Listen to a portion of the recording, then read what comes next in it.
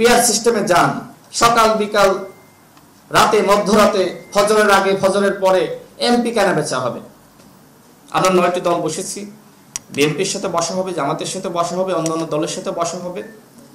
এখন আমার প্রশ্ন হলো যে আলোচনা চলমান অবস্থায় মাঠ পর্যায়ে আন্দোলনটা কেন? এটার উদ্দেশ্যটা কি? সরকারের উপরে চাপ সৃষ্টি করা? এখন যারা এই আন্দোলনটা করছে আপনারা খেয়াল করে থাকবেন যে তারা কিন্তু শুরুতে সরকারকে ব্যাপকভাবে সমর্থন দিয়েছে এবং আমরা যখন সমালোচনা করেছি তখন আমাদেরকে নিষেধাজ্ঞা করা হয়েছে।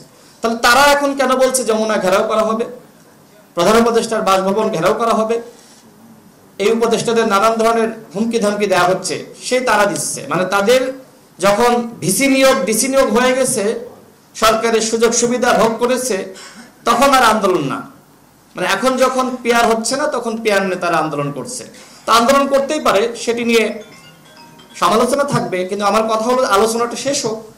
আর আপনারা যেহেতু বলছেন যে পিয়ার ছাড়া নির্বাচনে যাবেন না, এই বক্তব্য আপনারা যখন ঐক্যমত কমিশন আলোচনা শুরু করলো তখন বলতে পারতেন।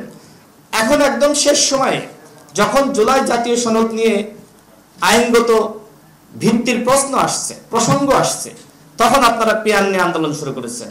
এর মানে কি? এর মানে আরেকটি সংকট আপনারা সৃষ্টি করতে চাচ্ছেন।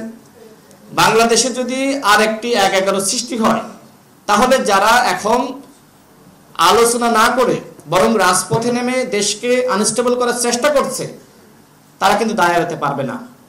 দেখেন, আমরা অনেকের বক্তব্য শুনি, বিশেষ করে যারা এখন আন্দোলন করছে, তারা বলে যে মার্কা নয়, ব্যক্তি দেখে ভোট দিন।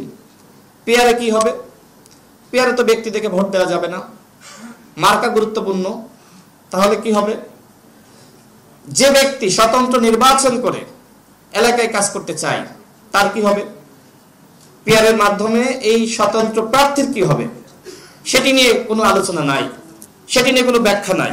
এরপর আসেন, যদি আপনি পিয়ার সিস্টেমে যান, বাংলাদেশে কোনো স্থায়ী সরকার ব্যবস্থা থাকবে? সকাল বিকাল রাতে মধ্যরাতে ফজরের আগে ফজরের পরে এমপি কেন বেচা হবে? যে যত টাকা দিতে পারবে সেই জোটের দিকে একজন এমপি চলে যাবে, স্বাভাবিক।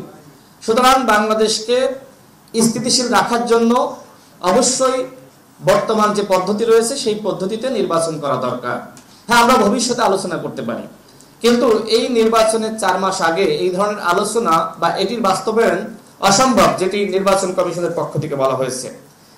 আজকে স্যার যে প্রেজেন্টেশন আমাদের সামনে হাজির করেছে, সেখানে কয়েকটি জিনিস উল্লেখ করা হয়নি। বাংলাদেশে যারা সংখ্যালঘু সম্প্রদায়ের রয়েছে, তারা যদি সবাই মিলে সিদ্ধান্ত নেয়, মানে তাদের নেতারা, যে বাংলাদেশে তাদের একটি দল হবে,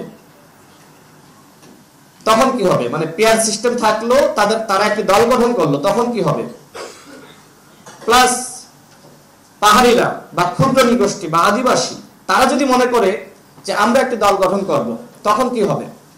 বা এদেশে ইসলামিক দলগুলো রয়েছে, তারা যদি দাবি করে আমরাই শুধুমাত্র মুসলিমদের প্রতিনিধিত্ব করি, অর্থাৎ এই পিয়ারের মাধ্যমে বাংলাদেশে আরেকটি জাতিগত বিদ্বেষ, জাতিগত দাঙ্গা এবং ধর্মীয় বিভাজন বা দাঙ্গা লাগার সম্ভাবনা রয়েছে। এই বিষয়গুলো আমাদের ভাবা দরকার। বাংলাদেশে যদি হিন্দুরা বা অন্য ধর্মের যারা রয়েছে তারা দল গঠন করে, দেখেন আরেকটি আলোচনা আছে, আওয়ামী লীগ কিন্তু সবসময় মনে করত যে এদেশের হিন্দুরা আমাদের ভোট ব্যাংক। তো সেক্ষেত্রে মনে করেন যে হিন্দু নেতারা একটি দল গঠন করলো, হিন্দু বৌদ্ধ খ্রিস্টান ঐক্য পরিষদ রয়েছে না, স্বাভাবিকভাবে করতেই পারে, তখন এই আওয়ামী লীগের ভোট কিন্তু সেখানে যাবে। প্লাস গোপালগঞ্জ, মাদারীপুর, ফরিদপুর আওয়ামী অধ্যুষিত এলাকা, এই ভোটগুলো কোথায় যাবে? অর্থাৎ পিয়ারের মাধ্যমে আওয়ামী লীগের পুনর্বাসন করা খুব সহজ।